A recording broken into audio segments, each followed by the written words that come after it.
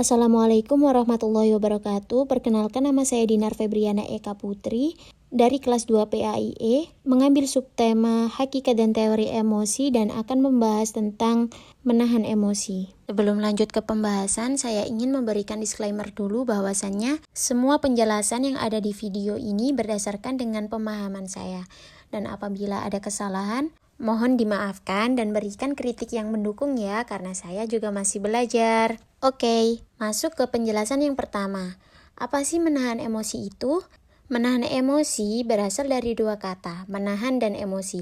Arti menahan itu menghalangi sesuatu, sedangkan emosi sendiri secara hakikatnya adalah perasaan atau keadaan yang ditimbulkan oleh situasi tertentu.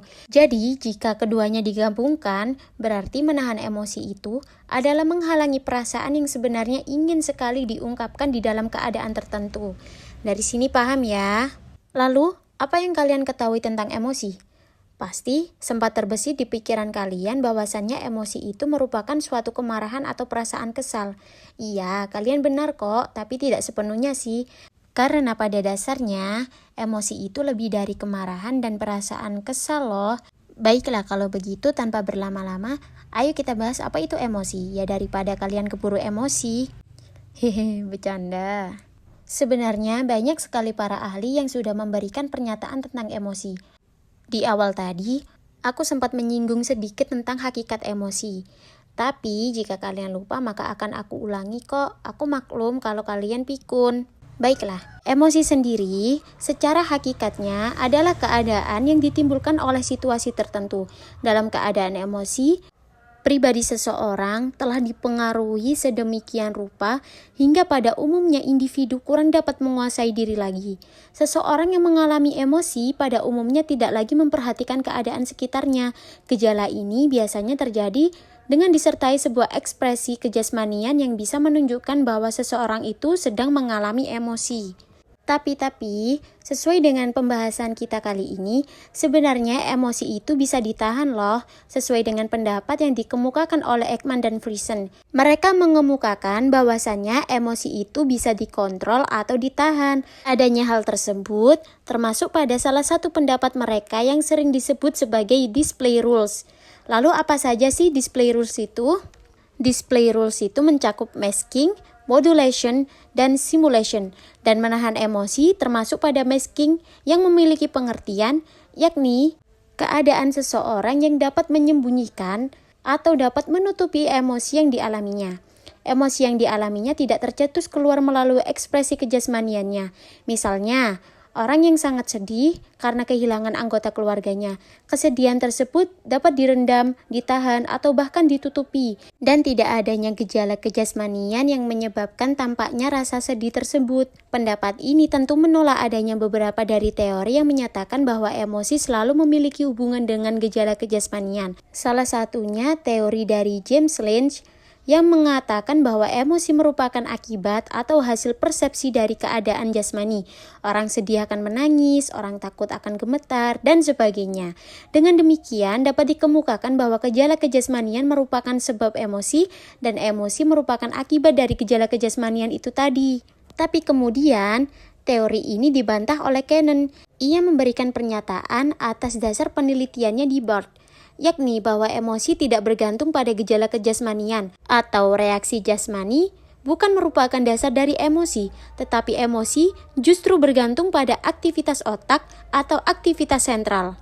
Karena pada kenyataannya, yang sering kita temui di kehidupan sehari-hari, beberapa orang yang mengalami emosi tidak selalu mengungkapkan apa yang mereka rasakan. Kadang mereka memilih diam, menahan, dan memendamnya sendiri. Lalu, emosi itu sendiri bukan hanya tentang marah atau kesal loh, tapi juga tentang menangis, tertawa, takut, atau cemas, dan tentang semua perasaan yang ada di dalam diri kita.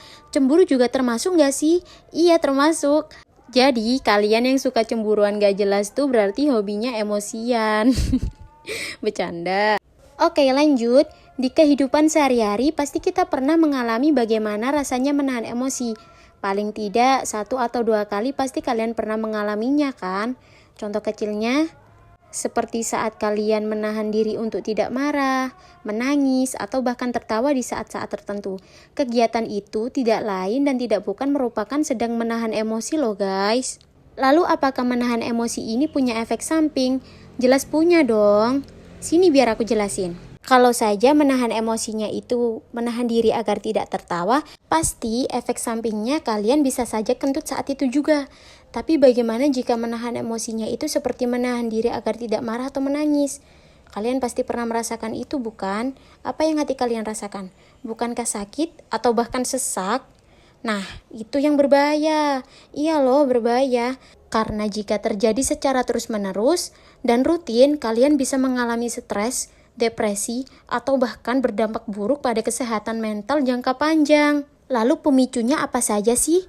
Pemicu seseorang menahan emosi itu bisa bermacam-macam, termasuk ketakutan akan konsekuensi sosial atau pekerjaan, rasa malu, atau kurangnya kepercayaan diri dalam mengungkapkan perasaan.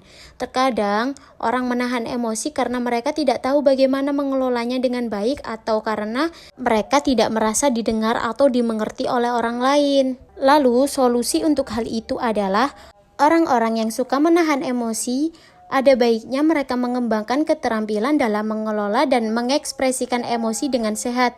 Ini bisa melibatkan praktik-praktik seperti terapi, meditasi, olahraga, dan berbicara dengan seseorang yang dapat dipercaya. Mencari bantuan profesional dari seorang konselor atau psikolog juga bisa sangat membantu dalam memahami dan mengatasi penyebab yang mendasari dari kecenderungan tersebut. Jadi, kalian jangan sampai punya kebiasaan buruk ini ya.